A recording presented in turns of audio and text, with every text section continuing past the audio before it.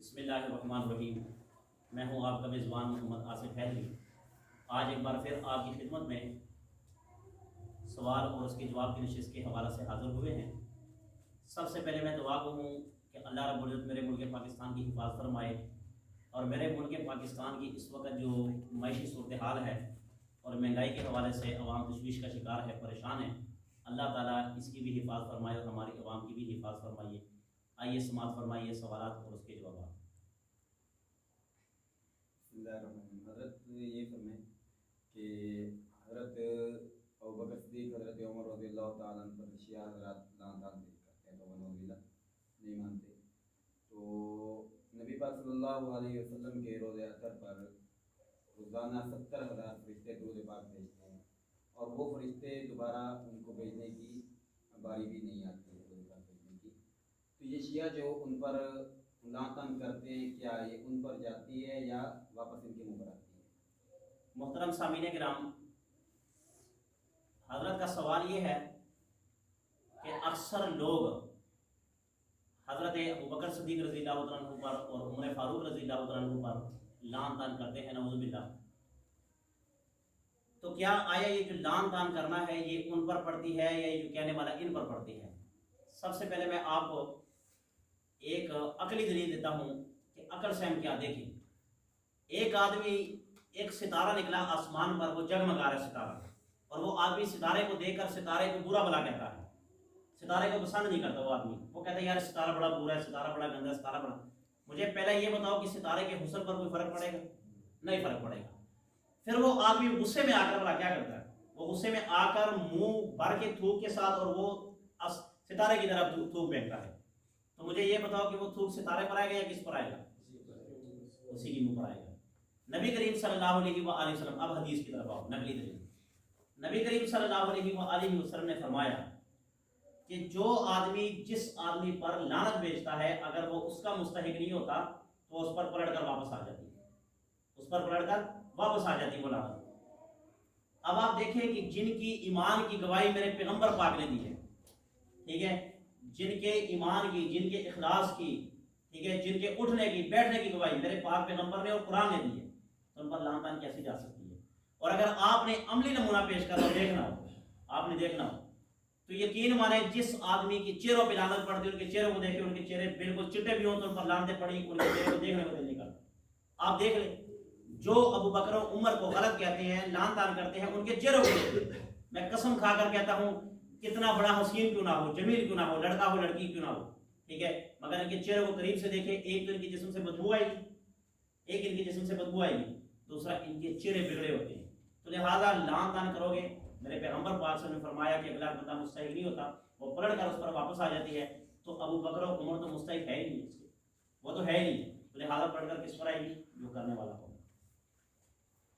یہ محترم حدیث صاحب میرا سوال یہ کہ جس نے کہا صاحب نے بھی سوال کیا ہے، پوچھا کہ حضرت ابوبکر صدیق رضی اللہ تعالیٰ عنہ کو یہ شیعہ حضرات لعن طعن کرتے ہیں، اس کی وجہ کیا ہے؟ اب دیکھیں بھائی نے سوال یہ کیا کہ حضرت ابوبکر صدیق اور حضرت فاروق اعظم رضی اللہ عنہ پر لعن طعن کیوں کرتے ہیں؟ بھائی دیکھیں مین وجہ یہ ہے، نبی کریم صلی اللہ علیہ وآلہ وسلم نے فرمایا، ہر موقع پر فرمایا، آپ نے فرمایا، ٹھیک ہے، اکل تو انا و ابو بکر و عمر، کھایا میں نے اور ابو بکر و عمر نے، شریف تو انا ابو بکر و عمر، پیا میں نے اور ابو بکر و عمر نے۔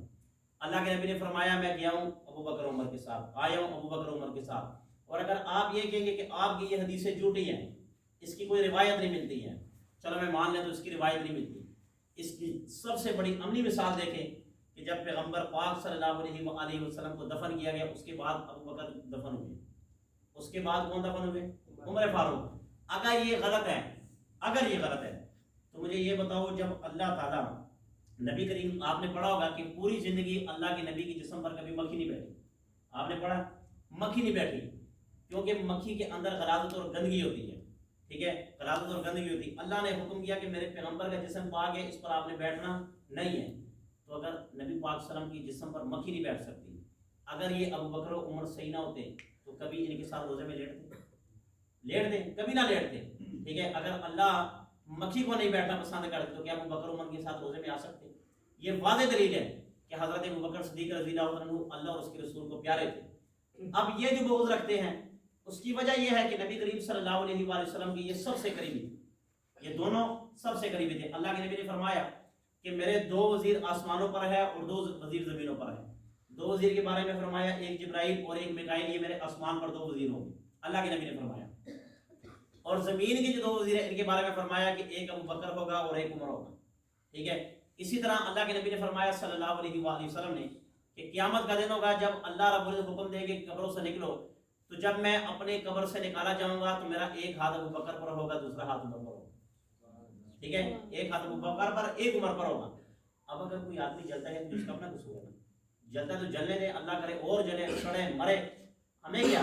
جو ہمیں قرآن حدیث نے بتلا دیا ہم اس پر عمل کریں گے، باقی ہم کسی باتوں پر ایرا گیرا کی باتوں پر عمل نہیں کریں گے. محترم حضری صاحب، میرا سوال یہ ہے کہ اگر کسی مسلمان لڑکے یا لڑکی کی شادی کسی ایسے گھرانے میں ہو جاتی ہے جو کہ شیعہ ہے، جو کہ ان کو بعد میں معلوم پڑتا ہے، تو اب اس حالات میں کیونکہ مسلمان کا یہ عقیدہ ہے کہ کوئی بھی ایک بھی صحابی کا انکار کرتا ہے تو کافر ہو جاتا ہے، تو کیا وہاں پر شادی جو ہے طلاق لینی چاہیے یا زندگی ویسی گزارنی چاہیے؟ محترم سامعین کرام، بھائی کا سوال یہ ہے کہ گھر میں ہو جاتی ہے اور پتہ بعد میں چلتا ہے لڑکی شیعہ ہے، تو کیا آیا ان کا نکاح برقرار رہے گا یا نہیں رہے گا؟ ٹھیک ہے. ایسی صورتحال میں جو لڑکی ہے نا اس سے عقائد پوچھنے پڑیں گے. عقائد یہ بتلاؤ کہ ابو بکر کے بارے میں تمہارا کیا عقیدہ ہے، عمر کے بارے میں تمہارا کیا عقیدہ ہے، عثمان کے بارے میں کیا عقیدہ ہے، حضرت امیر معاویہ کے بارے میں کیا عقیدہ ہے، حضرت حسنین کریمین کے بارے میں، دیگر صحابہ کرام کے بارے میں کیا عقیدہ ہے. اگر وہ لڑکی بول کر یہ کہہ دے ہے کہ میرا عقیدہ یہ ہے کہ یہ میری محترم ہے، یہ میرے لیے بہتر ہے، یہ ہمارے ایمان کا حصہ ہے، تو ان کو طلاق نہیں دے سکتے، وہ آپ کے نکاح میں رہے گی، آپ کی بیوی ہو. اور اگر وہ یہ کہہ دے کہ میں کسی ایک صحابی کا انکار کرتی ہوں، کسی بھی ایک صحابی کا انکار کرتی ہوں، تو یاد رکھنا اس کو پھر گھر میں نہیں رکھنا چاہیے. اس لیے نہیں رکھنا چاہیے کیونکہ ہمارا اہل سنت والجماعت کا ایمان اور عقیدہ یہ ہے کہ جو صحابی کا انکار کرے وہ مسلمان رہ نہیں سکتا. اس کی وجہ یہ ہے کہ ہم قرآن و حدیث سے بات کرتے ہیں. نبی کریم صلی اللہ علیہ وآلہ وسلم پر جو قرآن اترا اس میں فرمایا اولئک هم الراشدون، کہ یہ ہدایت یافتہ ہے. اب مجھے اس میں سے یہ قرآن مجید کی ایک آیت مفسرین کرام سے لے آؤ کہ جس میں ایک صحابی کی طرف اشارہ ہو، بلکہ اولئک کا کس کے لیے آتا ہے؟ سب کے لیے آتا ہے.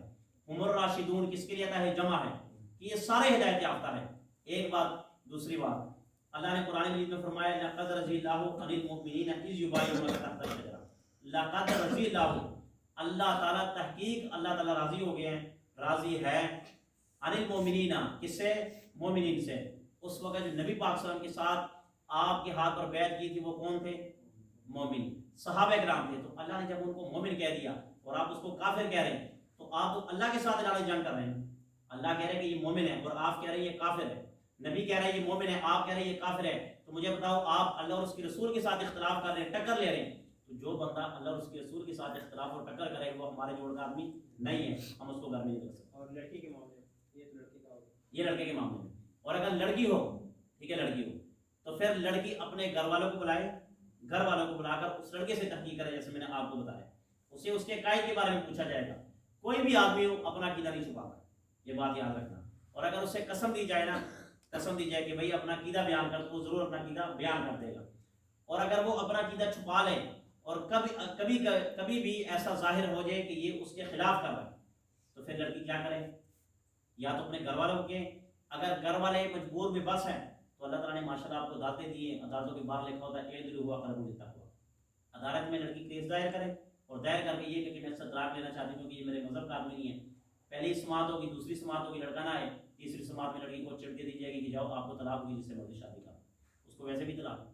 ٹھیک ہو؟ محترم حضرت صاحب، میرا سوال یہ ہے کہ جو شیعہ و کلمہ اشہد ان لا الہ الا اللہ محمد رسول اللہ و کریم اللہ کچھ ایسا ہی کرنا، کیا قرآن حدیث میں اس کا ذکر ہے؟ محترم سامعین کرام، بھائی کا سوال یہ ہے کہ آج کل یہ جو کلمہ پڑھتے ہیں لا الہ الا اللہ محمد رسول اللہ علی ولی اللہ وصی رسول اللہ و خلیفۃ بلا فصل، یہ کلمہ پڑھتے ہیں، تو کیا آیا یہ نبی کریم صلی اللہ علیہ وآلہ وسلم سے ثابت ہے یا نہیں ہے؟ دیکھیں، ہم وہ کلمہ پڑھیں گے قرآن مجید میں ہمیں اللہ نے واضح طور پر یہ فرما دیا لقد کان لکم فی رسول اللہ اسوۃ حسنہ، کہ آپ کے لیے وہ کام جائز ہے کہ جو آپ کے نبی نے کیا ہو، اور جس کام سے منع کیا گیا ہو اس سے آپ نے منع ہونا. ٹھیک ہے، ایک بات. دوسری قرآن مجید کی آیت ہے، اللہ نے فرمایا وما آتاکم الرسول فخذوہ वमा नहाकुम अन्हु फंतहू, कि जो तुम्हें अल्लाह का रसूल दे दे उससे ले लो, और जिससे मना कर दे उससे क्या हो जो मना हो जो। मुझे तो अल्लाह के नबी की पूरी ज़िंदगी में 63 साल ज़िंदगी में मुझे ये नहीं मिला कि अल्लाह के नबी ने ये कलमा पढ़ा हो या पढ़ाया हो, ला इलाहा इल्लल्लाह मुहम्मद रसूलुल्लाह अली वलीउल्लाह वसी रसूलुल्लाह व खलीफतुहु बिल आखिर। ना हज़रत अली शेर खुदा और ना ही हसनैन करीमैन जो जन्नत के शहजादे हैं उनकी ज़िंदगी में मुझे मिला कि आपने ये कलमा पढ़ा हो या पढ़ाया हो। और अगर कोई कहता है कि पढ़ा है पढ़ाया है तो हमें कुरान और हदीस से कायल करें, अगर है तो हम मान लेते हैं, हम पढ़ लेंगे, क्योंकि जितना अल्लाह के नबी ने हुक्म दिया है हम उस पर अमल करेंगे। शायद हमारी नज़र से ना गुजरा हो, आप कहेंगे हमारी तहकीक ज़्यादा है, तो आप अपनी तहकीक के मुताबिक अगर ये बता देंगे तो हम पढ़ लेंगे। वैसे हमारे मुत्तफ़िक़ा तौर पर ये कलमा ना सुना है ना ही सुनाया है, ना बड़ों ने हुक्म दिया है, ना कुरान में है ना हदीस में है। तो लिहाजा जो कुरान में है वो इस कलमे का सबूत मिलता है, ला इलाहा इल्लल्लाह मुहम्मद रसूलुल्लाह सल्लल्लाहु अलैहि वसल्लम, इसके अलावा और किसी चीज़ का सबूत नहीं। मोहम्मद अब जो हमारे क्या कहते हैं अज़ान है वो अहले तशरीह की किताब में लिखी हुई है, अगर लिखी हुई तो वो हमारे कैसे अज़ान है?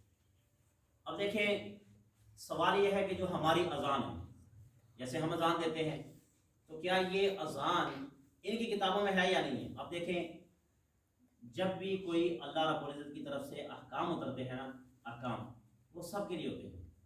ये कुरान है, ये सिर्फ मुसलमानों के लिए ही है, ये काफिरों के लिए भी। आपको पता है ये सिर्फ मुसलमान ही के, ये सिर्फ मुसलमानों का कुरान है। आज अगर एक काफिर उठ के ये कहे कि ये मेरा कुरान है, मैं इस पे ईमान लाता हूँ, तो हम उसको क्या कहेंगे? हम इस्लाम नहीं ला सकते। जब भी कोई अहकाम और हुक्म उतरता है ना, वो सब के लिए मुत्तफ़िक़ा तौर पर उतरते हैं, मुत्तफ़िक़ा तौर पर। तो जब ये अज़ान आई ना, ये अज़ान आई, ये अज़ान सब के किताबों में मौजूद है, सब की किताबों में मौजूद है। आगे रद्द-ओ-बदल करना ना करना इन लोगों की अपनी मर्जी है। हज़रत नबी करीम सल्लल्लाहु अलैहि वसल्लम ने बिलाल को अज़ान सिखाई, वो यही अज़ान थी जो हम पढ़ते हैं। हज़रत अबू महज़ूरा को अज़ान सिखाई, जो नबी करीम सल्लल्लाहु अलैहि वसल्लम के मौज़िन थे, वो यही अज़ान सिखाई। इसी तरह हज़रत अब्दुल्लाह बिन मक्तूम जो नबीना थे आंखों से, उनको अज़ान सिखलाई, वो यही अज़ान थी। तो जब ये अज़ान है जो अल्लाह के नबी के दौर में थी और जो हज़रत बिलाल को सिखलाई वो यही अज़ान थी, तो लिहाजा अगर हम रद्द-ओ-बदल करेंगे तो क्या हम नबी पाक सल्लल्लाहु अलैहि वसल्लम से ज़्यादा सोच रखते हैं?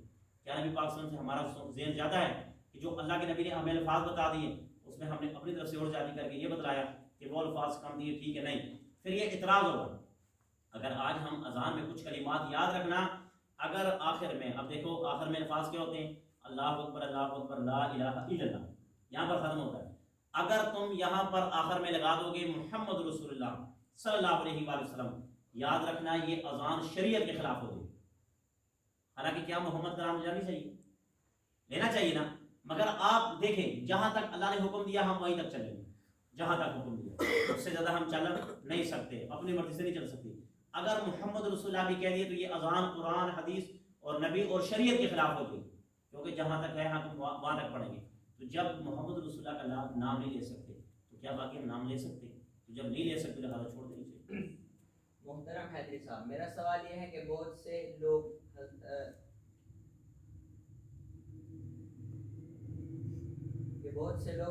सहाबा रज़ियल्लाहु अन्हुम के खिलाफ बोलते हैं, तो शरीयत में इनके लिए क्या सज़ा है?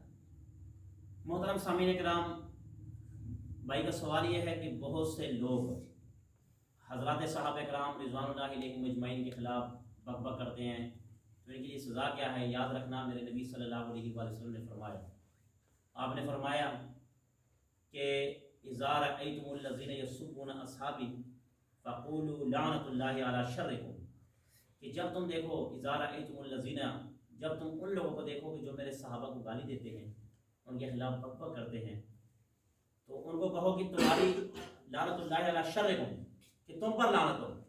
ठीक है, ये मेरे नबी पाक सल्लल्लाहु अलैहि वसल्लम ने अल्फाज इस्तेमाल किए कि तुम्हारी ज़ुर्रियत पर लानत हो, ठीक है, तुम पर लानत हो कि तुमने क्यों मेरे सहाबा के बारे में। और दूसरी बात अल्लाह के नबी ने हदीस में फरमाई, अल्लाह फ़ी अस्हाबी ला तत्तखिज़ू मिन बादी गरज़ा, कि खुदा के लिए अल्लाह के वास्ते मेरे सहाबा के बारे में अल्लाह से डरो, मेरे सहाबा के बारे में अल्लाह से डरो, आप उनके बारे में कुछ ना करो।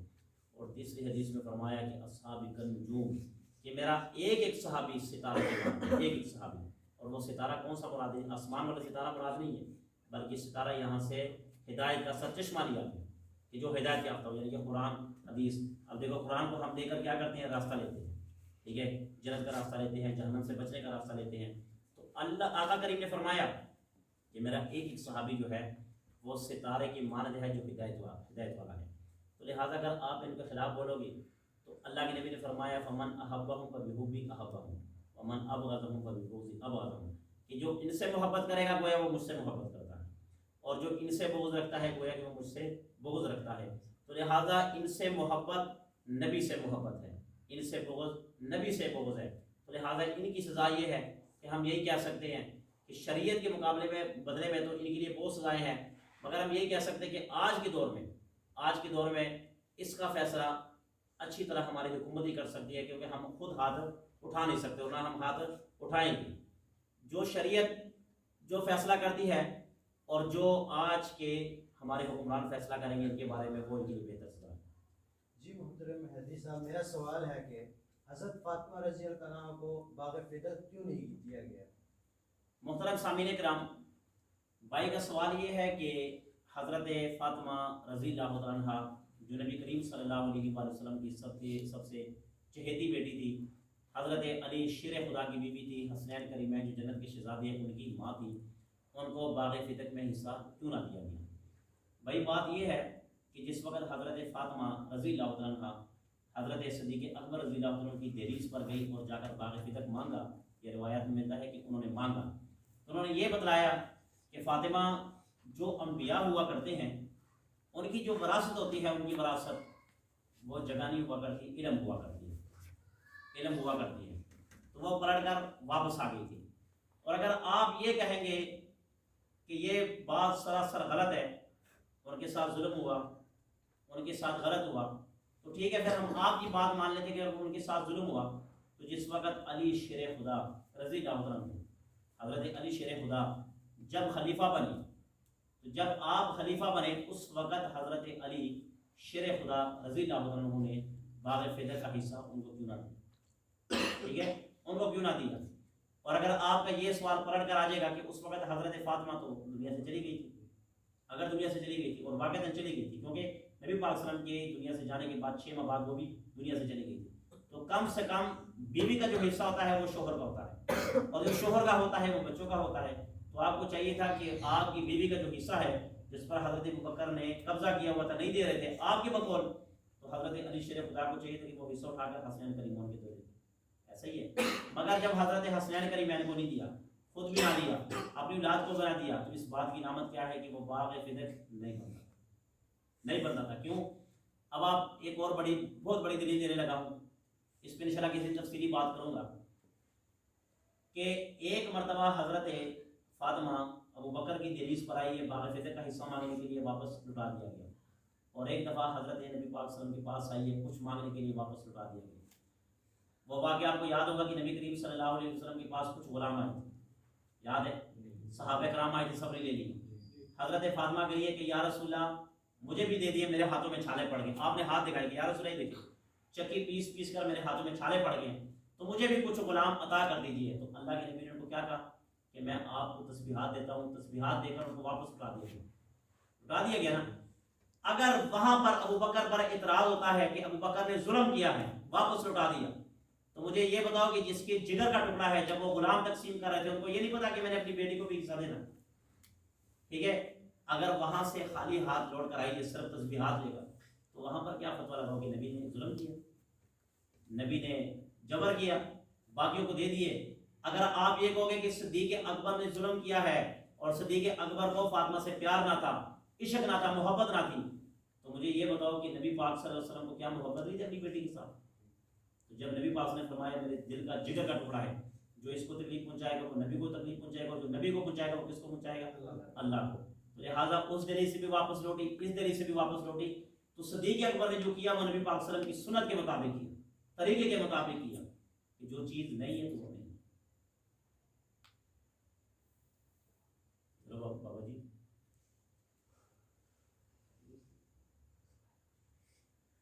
محترم حدیث صاحب، میرا سوال یہ ہے آپ سے کہ یہ جو آج کل کے لوگ ہیں، یہ مطلب کچھ لوگ ہیں، یہ صحابہ کرام سے بغض کیوں رکھتے ہیں، سے نفرت کیوں کرتے ہیں؟ دیکھیں نبی کریم صلی اللہ علیہ وآلہ وسلم، اب دیکھیں آپ کے کچھ یار ہوں گے نا، کچھ دوست ہوں گے، آپ کے ساتھ وہ بڑے مخلص ہوں گے، बड़े मुखलस, मगर जो आपके यार नहीं बल्कि दोगलापन आपके साथ करेंगे वो आपसे बड़े और आपके यारों से बड़े जाएंगे, ठीक है, जेलस होंगे। याद रखना सहाबे कराम रिज़वान अजमाइन वो हस्तियाँ हैं कि कुरान मजीद में बहरहा इनका जिक्र आया है, हदीस पाक में बहरहा इनका जिक्र आया है। नबी करीम सल्लल्लाहु अलैहि वसल्लम अपनी ज़ुबान अतहर से भी बात निकालते ही थे, सहाबे कराम उसको पूरी करते थे। हज़रत मूसा अलैहिस्सलाम ने एक मौके पर कहा था कि आओ काफिरों के खिलाफ जिहाद करना है, तो उस वक्त आपके असहाब ने ये जवाब दिया था कि आप लड़ो, आपका खुदा लड़े, जब आप जंग जीत जाओगे माले गनीमत की बारी है कि हम आ जाएंगे, ये कहा था। और जब नबी के असहाब की बात आई तो अल्लाह के नबी ने कहा फरमाया आ जाओ, तो एक सहाबी बोले, कहने लगे या रसूलल्लाह हमें कसम है उस रब की कि जिसकी कब्जा कुदरत में मेरी जान है, अगर आप हमें कहेंगे कि समंदर में कूदो हम समंदर में कूद जाएंगे, आप हमें कहेंगे आग में कूदो हम आग में कूद जाएंगे, और आपसे ये भी ना पूछेंगे कि आपने हमें ये क्यों कहा कि आप आग में क्यों कूद जा रहे हो, जहन्नम उसमें समंदर में क्यों जा रहे हो। हम कभी नहीं पूछेंगे या रसूलल्लाह आपसे कि आपने हमें क्यों कहा ये, हम कूद जाएंगे, अपनी जानें दे देंगे, हम सादत समझेंगे कि हमें अल्लाह के नबी ने हुक्म दिया, हमने अपनी जानें पेश कर दी हैं, मगर हम पीछे नहीं हटे।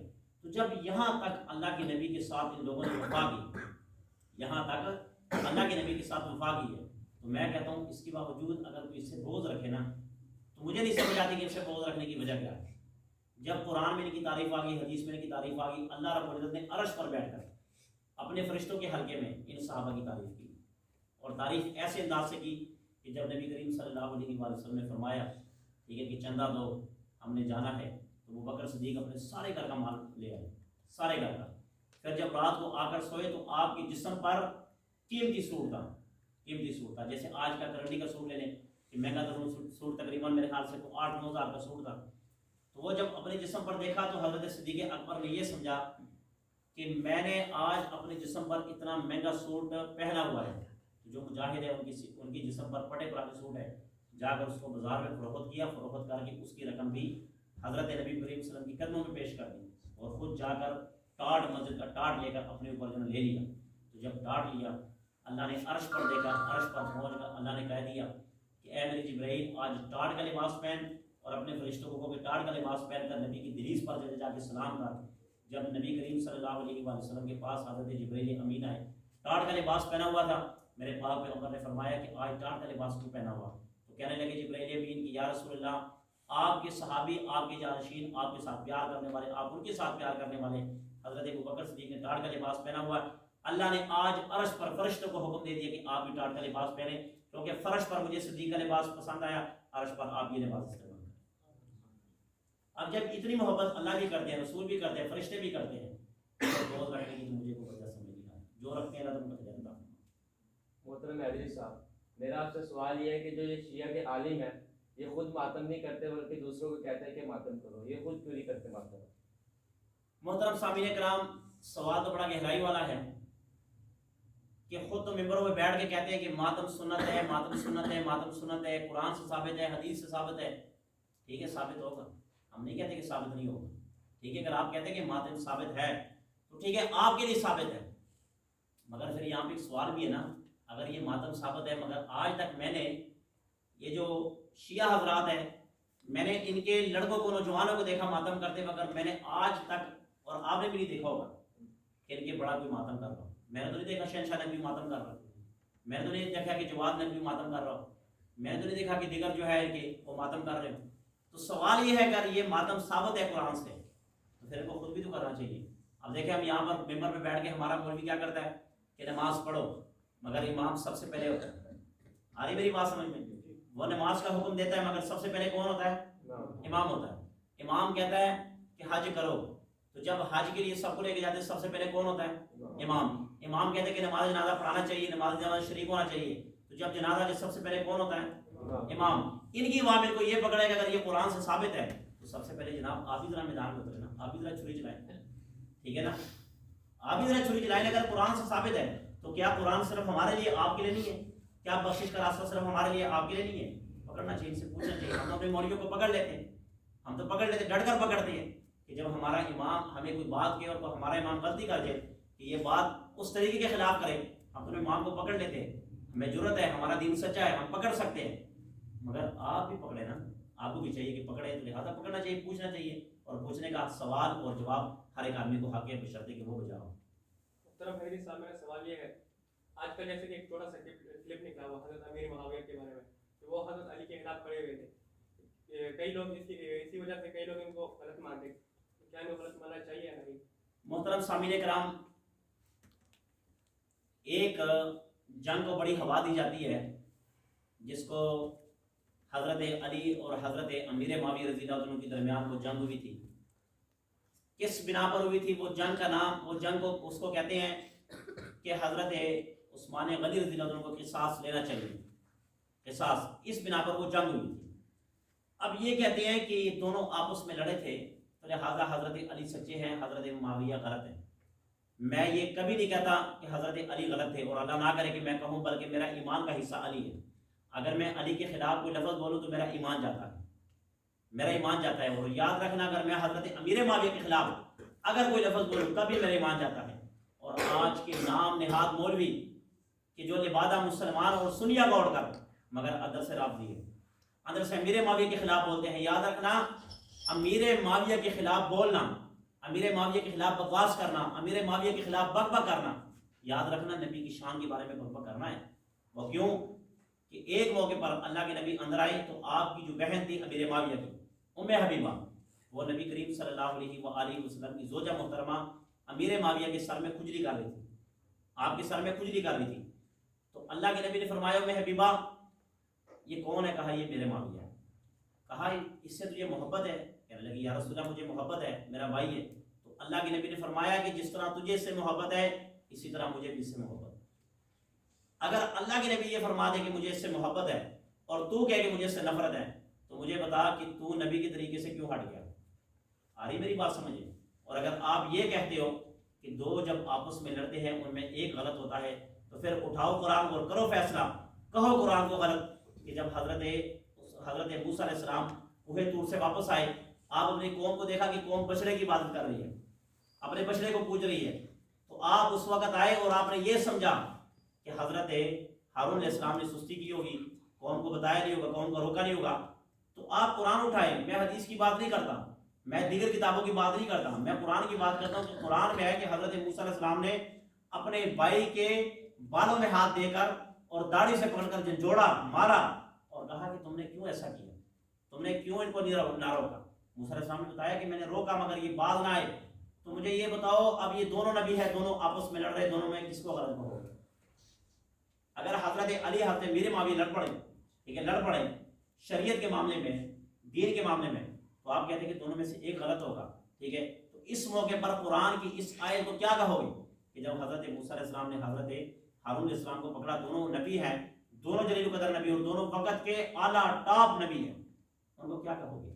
غلط نہیں کہہ سکتے, غلط ہم قطع نہیں کہہ سکتے, یہ اللہ کا معاملہ ہے, ان کا معاملہ ہے, ہم ان کو غلط نہیں کہہ سکتے. اگر غلط ہوتے تو اللہ نے قرآن میں ضرور کہنا تھا, قرآن میں ضرور کہنا تھا کہ یہ غلط ہے, مگر نہیں کہا, کیونکہ دین کے معاملے میں اختلاف آ جائے, بحث ہو جائے, غلط نہیں ہے, ٹھیک ہے.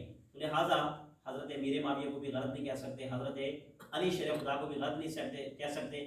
دونوں ہمارا ایمان کا حصہ ہے, دونوں کا ذکر قرآن میں آیا ہے, دونوں کا ذکر نبی کی فرمان اور نبی کی زبان سے نکلا ہے, تو لہٰذا ہم ان کو غلط نہیں کہہ سکتے ہیں. ٹھیک ہو گیا؟ اور کسی کا کوئی سوال کوئی جواب؟ ٹھیک ہے, عبدالواسع گنین کے بارے میں. اسی کے ساتھ اپنے میزبان محمد آصف حیدری کو اجازت دیجیے. اللہ رب العزت ہمارے ملک پاکستان کی حفاظت فرمائے.